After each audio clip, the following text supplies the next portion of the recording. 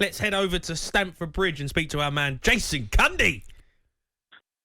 Good evening, gentlemen. Jason. How are you, mate? Are you in Stamford Bridge or are you in the bar? No.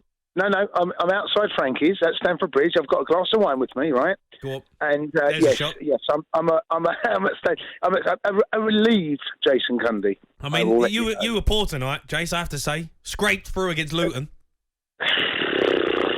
I think you've been generous. We were terrible. I thought first half, honestly terrible. Credit to Luton. There's always that, Give them credit. I thought they were really good. They started the goal after 100 seconds or whatever it was.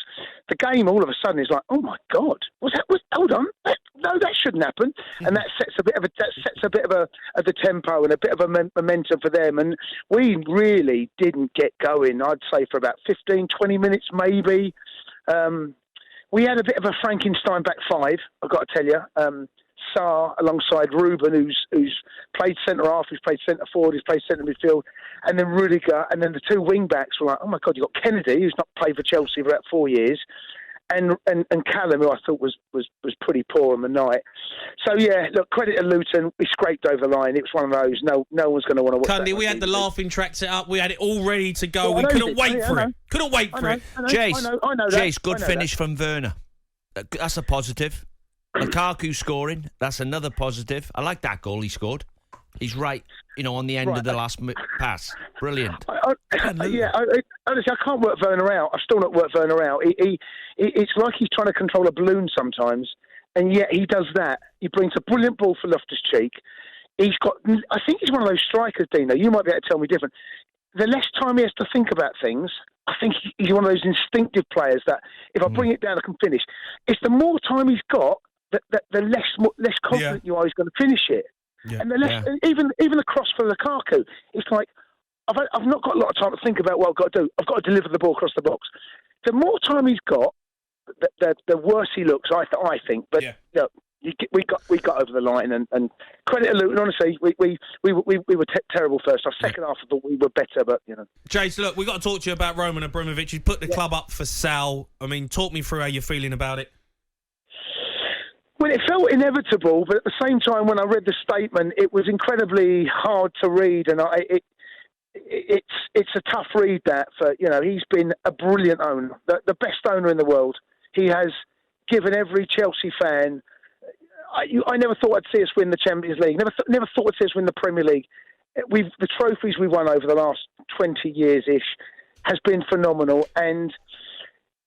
It's. I feel sad. Jace, how much? This is going to be interesting. Like they've just bought Newcastle. Yeah. And how much do they want for Chelsea then? How much does he want for it? I don't know. Is it $3 billion? I don't know. I'm billion. Rumours are about £3 billion. Yeah. But look, here's a question for you: how often does the champions of Europe come up for sale? Well, I know, never. Right. All right, never. And so this is a side. This is like the best house in the road, or the best house in the village, or best house in the area has come up for sale. That don't often happen. Behind Man United and Liverpool. No. The best house in the road right now. The best house in the road. We're in third best. But this don't happen. They're not kings of Europe.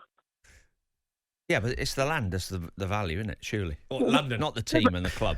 Yeah. But what I'm saying is, what did Liverpool win last year?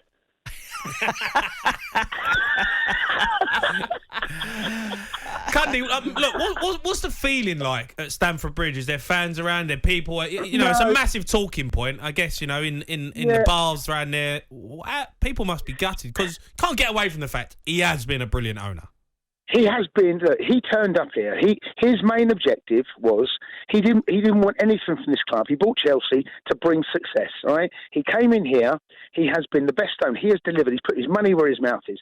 He was going to deliver success, and over that period, he has delivered every single trophy that is possible to win, and he's delivered. And let me tell you now, there's not a Chelsea fan listening to this that won't disagree with me. I never thought I'd see this. I never thought I'd see it, but I have, and it's reality. And you know what? We are now. Right. And there's a part of the future.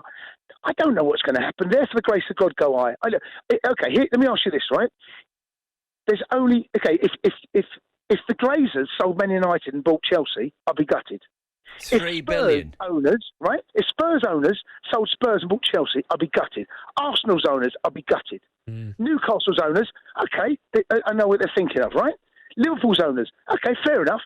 But there ain't many owners out there you think are better than what Chelsea have had or what they can get now. Jace, I wonder what Ken Bates is thinking. He sold it a bit too cheap, didn't he? $3 billion. It's like selling your house for 10 grand. Mate, mate, honestly, the debt that came. Batesy saved this football club, and Roman came in and put us on a you level. You nearly buried it. Eh? You nearly buried it. Mate, look, I'm standing outside Stamford Bridge now, mate. I'm having a drink inside a bar that's owned by the kings of Europe and kings of the world.